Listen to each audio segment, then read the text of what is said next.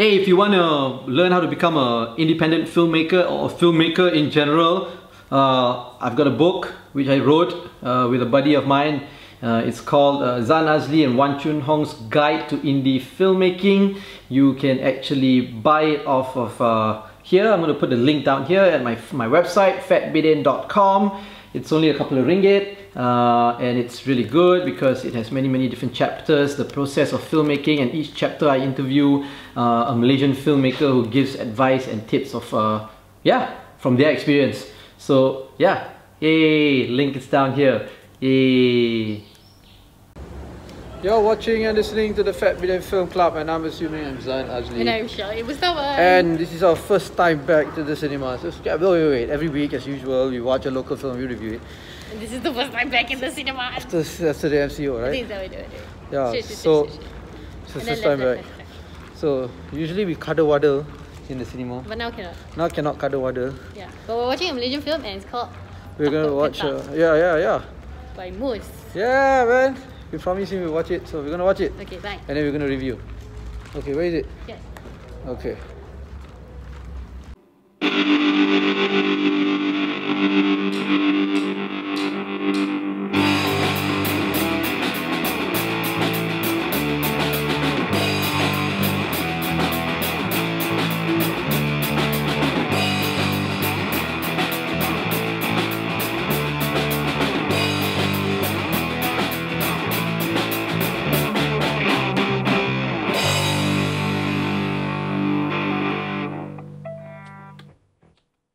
Okay, so we have watched the film Takut Ke Tak.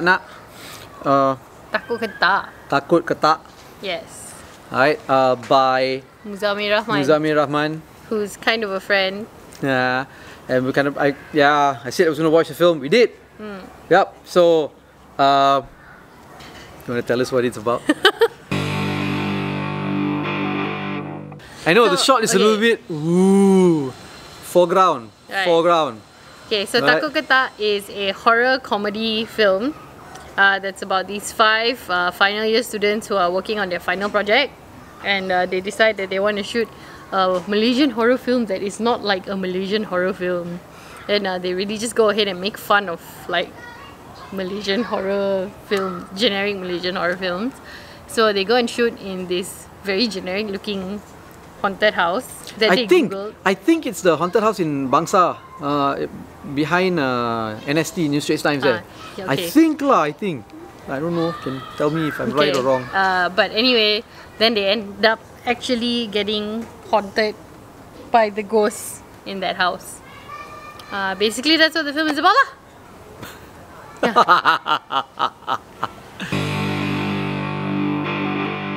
It's a very short film. It's an hour 32 minutes, not like a full feature. It is a feature. It is a feature. Anything 60 minutes and above is a feature. Okay, it's a full feature. But it's a slightly shorter feature. Okay, yeah. So, we want to talk about what you thought about the film first? The fact that I'm not saying much about the film already tells you how we actually feel about it lah. Because if we felt differently, we would have already said a lot of things. I really enjoyed the film. I thought it was a great film. It's funny. I mean, it's not hilarious throughout, but it is really funny. There were many parts that made me laugh out loud. See, I say laugh out loud. I'm not like one of those people who say lol, ruffle. No, I actually use words. I don't use text acronyms to speak. Right? So I really laughed. Really help you sleep at night, bro. I really laughed like crazy at the parts that were funny, it's not a serious film. It makes fun of everything, including the film. The film itself, right? I want to say that it's a very intellectual film that reflects on society, but I don't think it does. Not really. I just like it because it makes fun of horror films, and it's got some. I wouldn't say that the acting is really good, but the comic element of all these actors on spot on the dot right? Yeah. So yeah. What do you think? I think it's a really fun film. I was really scared at first because as usual I'm like super scared all the time. when it comes to horror film, and it had those typical elements of like a jump scare thing going on. A little bit, a little bit at first in the beginning, but then after that, I actually managed to watch the film properly, and it wasn't. It's more comedy than horror lah. To be honest, it's got that horror element, but it's not really like full on kappa. I didn't think the acting was really half bad. I think because he's got comedians like this Arvind Kumar. He is funny. And I think Nabil is also a comedian, if I'm not mistaken.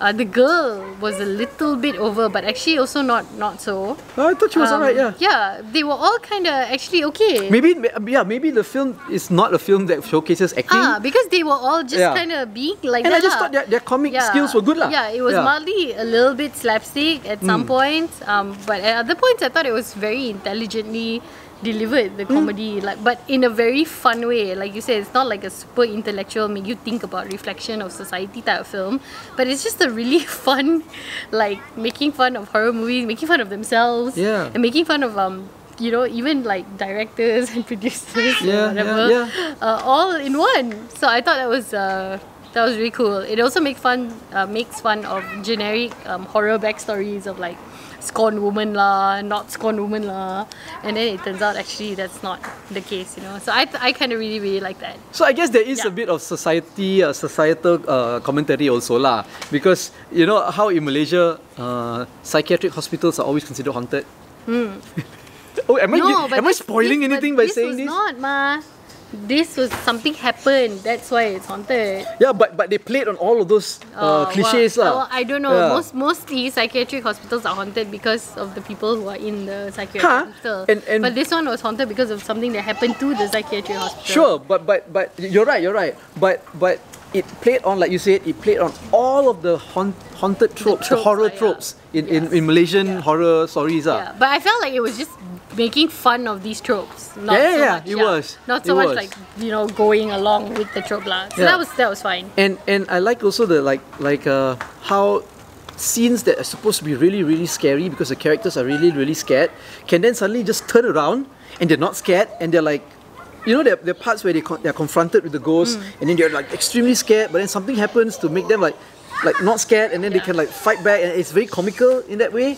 And it's mainly with that character, the Arvind's character lah. Siva. And I thought I don't know, I was really impressed by his character and the way he portrayed the comic elements. So I think the only mistake for me lah was that towards the end they tried to inject a little bit of emotion into it by invoking the power of friendship, so it became like a little bit My Little Pony-ish.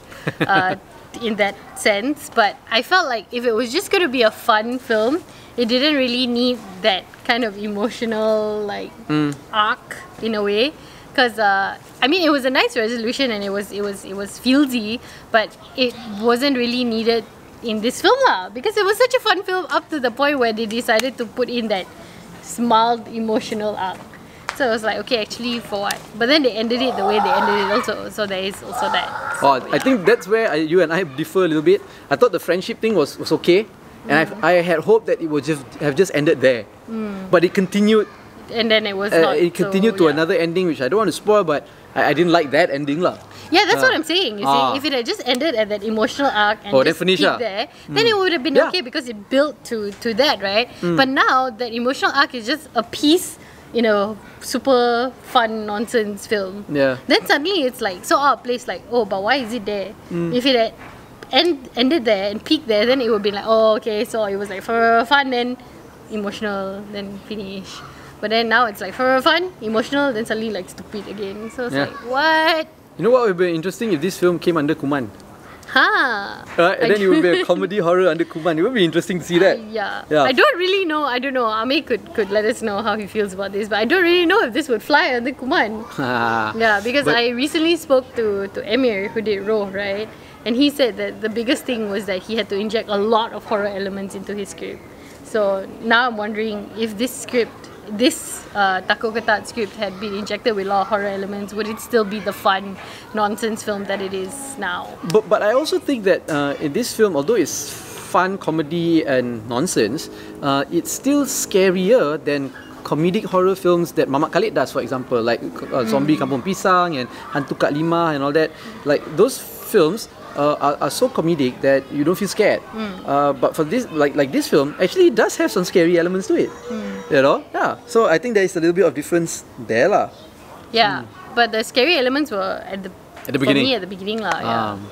Yeah, I really cannot. But I guess it's hard for me to say also, lah, because I'm never scared in horror films. You know, I don't know why. I'm never scared. I guess I'm looking at it from an objective eye, seeing how audience could be scared.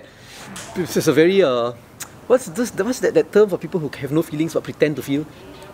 Apathy. No, they are not sadism, pathetitis. People who don't have feelings but they imitate other people's feelings when they think that that's how the appropriate feeling should be. Oh, psychopath. Or sociopath. One of those lah. So maybe with horror films I'm like that lah. You know, because I don't really get scared, but I feel that, oh, okay, this element could scare people. This part of the film could scare people.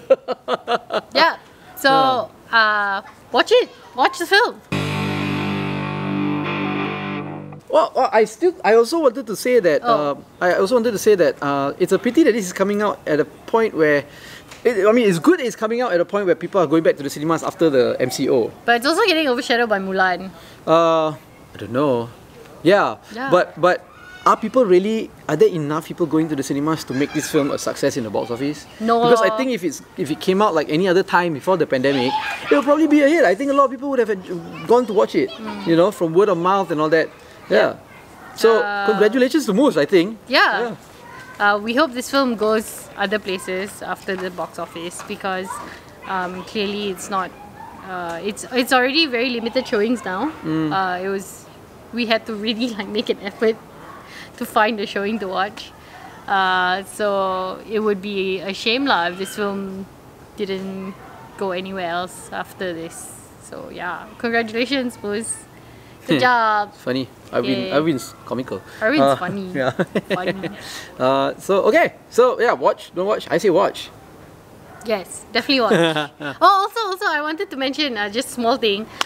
We also got to see for another time Fabian Lu, who we saw in Think Big Big a long time ago, and we really liked him in Think Big Big. He's the Chinese guy, so he plays Yang Guo in this one.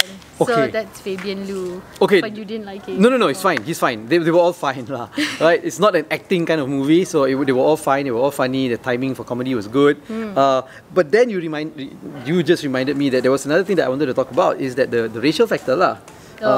You know, that a little bit trying too hard with the Malay, Chinese, one Chinese and one Indian. You know, where's your line, bro?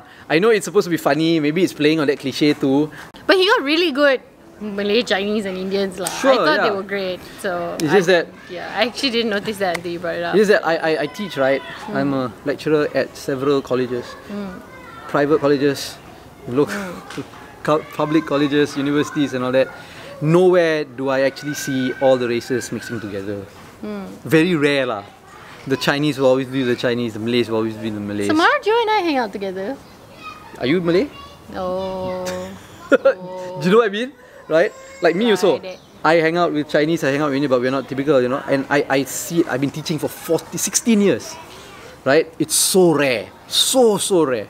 Right? The Chinese will mix with the Chinese, the Malays will mix with the Malays, and the Indians will mix with the Indians. Sometimes the Indians will mix with the Chinese. Sometimes. Right? Guess you can't explain Chris, Esther and I either. Like I said, it's rare. Right? Yeah. And you are not, I wouldn't consider you a typical Malay. Nah, you don't hang out with Malays. Malay. You don't hang out with Malays. I do have Malay friends. Yeah, but your Malay friends are not the typical Malay. Like you. Alright, name me one typical Malay friend that you have. Okay, never mind then. Anyway, do watch the film. It's great. I don't know. It's Chinese, Malay, Indian, whatever. Yeah. Watch the film if you can. And yeah, congratulations, Moose. So. I don't know. If you've seen the film. I don't know, you cut me off. I was still talking about the race thing. I'm sorry. Okay, never mind. Like this video. I didn't know. Don't like this video. Subscribe. Follow us on all our social media platforms at Bidin, or go to fatbidin.com to get everything. I'm assuming I'm Zan Azli. I'm sure it was Yeah, you've been watching and listening to the Bidin Film Club. I didn't know, sorry.